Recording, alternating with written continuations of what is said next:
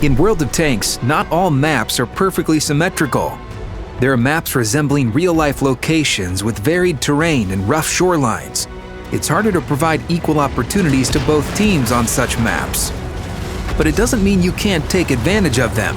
Let's look at Fjords. This is a map with several routes, all completely different from each other. Some of them seem to be interlinked, while others look totally isolated at first glance. This doesn't make life easy for light tanks. They have very few opportunities to spot the enemy from the safety of a bush. Any attempt to actively spot may be their last. And in general, there are not many positions where you can play scout for more than a couple of minutes.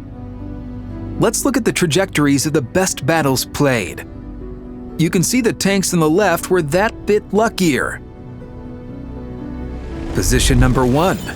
From here, you can control one of the favorite routes for enemy scouts. You can make things difficult and prevent them from climbing the hill. Also, you can see the edge of the forested slope where the enemy TDs like to nest. If you spot them, they're free game. Just be careful. Those who want to take you out can appear on the opposite side. If you're more agile and can expose only a small part of your turret to fire, you're more likely to win such a duel. But as there are no quiet spots for light tanks on Fjords, there's always a risk. If you can't spot here and the central hill is free of enemies, you can try to take this position yourself. Yes, it's very dangerous. Your tank will be in range of half the enemy guns. But if you survive, you'll get a precious opportunity to fire at enemy heavy tanks. It'll take them some time to realize why their HP has started draining. Again, don't try and take this position in the first seconds of battle.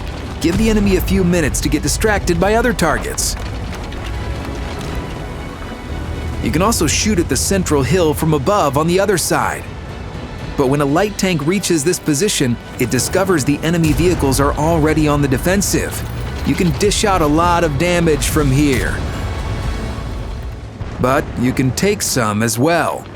This position may be more suited to medium tanks, but it doesn't mean light tanks can't set up here and impact the battle.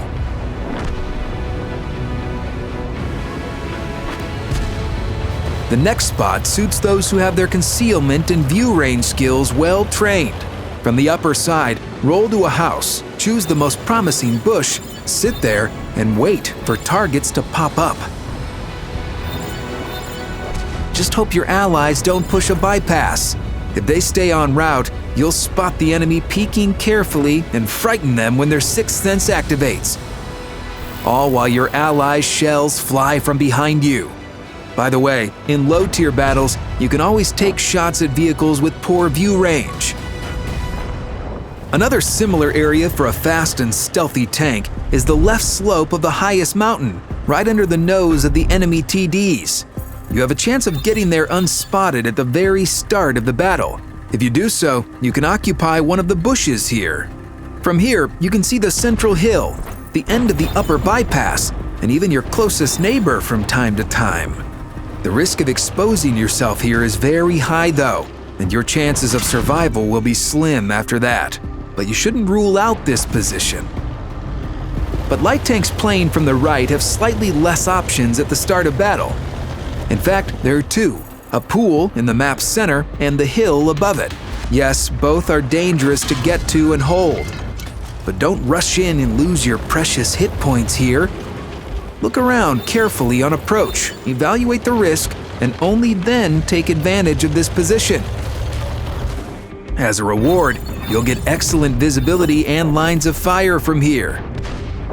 There are also some bushes to aim safely from and rocks to hide behind. However, you'll have to look around constantly and expect an enemy attack from any direction. Competition for this hill is no joke. But you're playing a scout, right? It's something you're used to. You can perform passive spotting on the left slope of the closest mountain, hiding among the trees. If you have good view range and your teammates are firing from the central hill or the northern bypass, you can earn heaps of assisted damage. We don't recommend getting spotted here. After all, this slope is well exposed to enemy fire.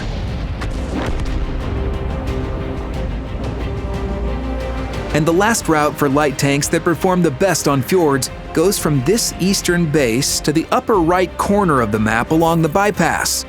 This route is not for helping your allies by spotting the enemy. Here, you need to do damage yourself and play like a medium tank.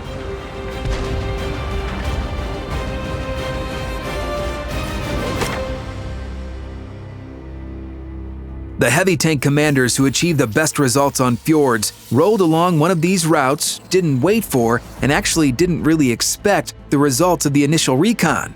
As you can see, the overwhelming majority of them had great results if they started the battle at the bottom of the map on the southern cape.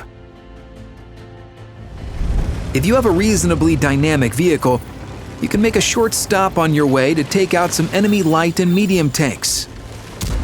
Let's move on. The battle at the bottom is fought at close range, nose to nose. Tanks with significant amounts of HP and good armor will feel most confident here. You can block damage using your tracks and hull armor, as well as your turret here. With no real fear of return fire, you can dish out damage from this hollow.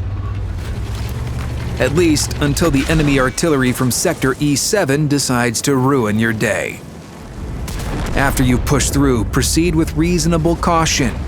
TD nests in sectors H9 through J0 might not be so popular anymore, but you can still take a pretty painful hit from there.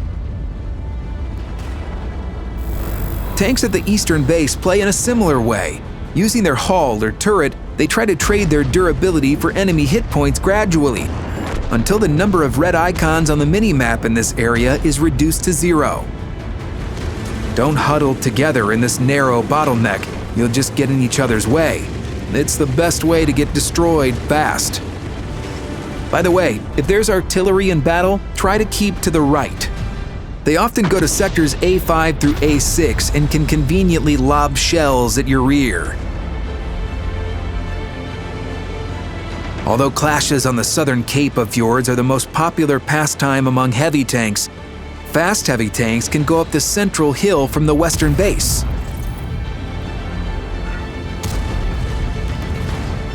Or even take a detour. We'll talk about the detour later when we come to medium tanks. Similarly, some heavy tanks on the eastern base prefer driving to the pool under the central hill. Epic battles often unfold here. Also, they can go to the upper right corner along that bypass. Heavy tanks achieve outstanding results quite often here. Usually without much worry about artillery fire, they can cause damage to close targets first and then to the distant targets as well throughout the battle.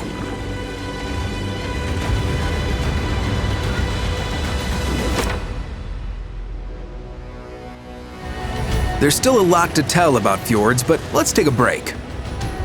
In the second part of our research, we'll find out how medium tanks play on fjords, how the tank destroyers can complete their hardest personal mission, and what positions SPGs should occupy and why. See you soon.